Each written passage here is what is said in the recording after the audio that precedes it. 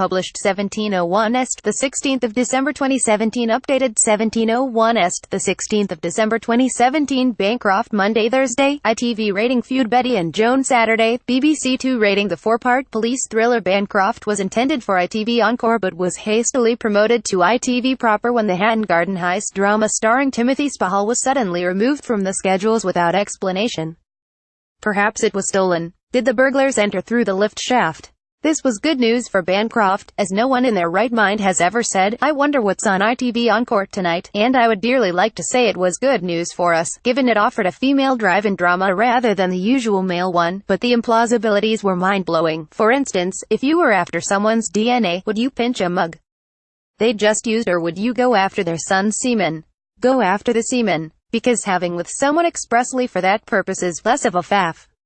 Fair point. The mug may be heavy. Sarah Parrish played Elizabeth Bancroft, a dedicated, tough detective who has a secret, and it's a corker. This starred the admirable Sarah Parrish, who made it able to the extent it was able, but my, did she have her work cut out. In one she suffered a graze to her cheek that started on the right, migrated to the left, then returned to the right.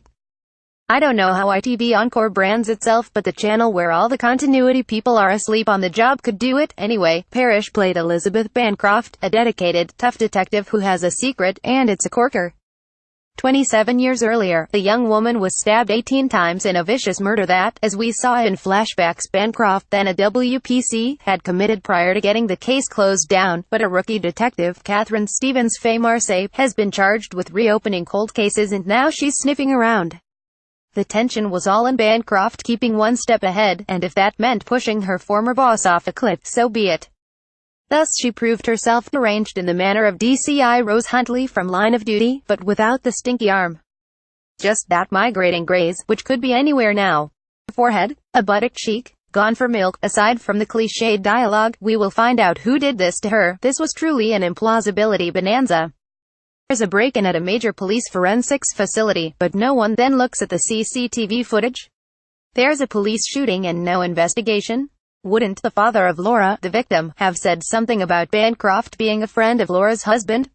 She attended the wedding. He must have known. And as for the semen, so Stevens needs Bancroft's DNA and she's in her house. Yes. In her house. I repeat. In her house. So she could have taken anything.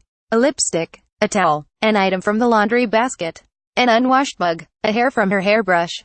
But no, she sleeps with her adult son to collect the semen because, you know, removing a hair from a hairbrush, it's just so tiring. As for having while keeping her bra on, I wonder where she learned that from. Dr. Foster, I reckon, not just one female drive-in major drama this week but two. You spoil us, Ambassador. Feud Bette and Joan chronicles the bitter rivalry between Bette Davis, Susan Sarandon and Joan Crawford, Jessica Lange during and after the making of their 1962 film Whatever Happened to Baby Jane. It's fascinatingly meta, with two older Hollywood actresses playing two older Hollywood actresses, but 2's down of 8. 2 were shown last night, the rest can now be downloaded, and it already feels too long. There were some wonderful moments, Joan hissing at Marilyn Monroe, Bette first donning her Baby Jane getup, and the missing scene, the frocks, the hats, the houses is tremendous. But unlike, say, Claire Foy as the Queen in The Crown, neither actress disappears into their role. The performances are enjoyable but not immersive, and the politics wouldn't back off. This show has a great deal to say about ism, misogyny and ageism, which all need saying, desperately, but rather than threading it through the drama, or characterizations, it just kept hitting you over the head in the form of obvious statements. Lee Marvin and Jack Palance would have never pulled the street, Jack Warner tells Joan. They didn't have to. They're men, responds Joan. Once or twice, maybe, but it was that, over and over. The storytelling is also lumpin', slowed down by many redundant scenes that were simply repetitive. This is what made it too long, and it's so skin deep you don't get any sense of how either woman was made. This should have been camp, waspish and snappy, but instead it was laboriously cartoonish, which brings us to Nigella. Only kidding. Love Nigella, whose latest series concluded this week, but once, just once, I would like her to come down in the middle of the night in her silky robe to find a camera crew in her kitchen, and look just a little bit phased.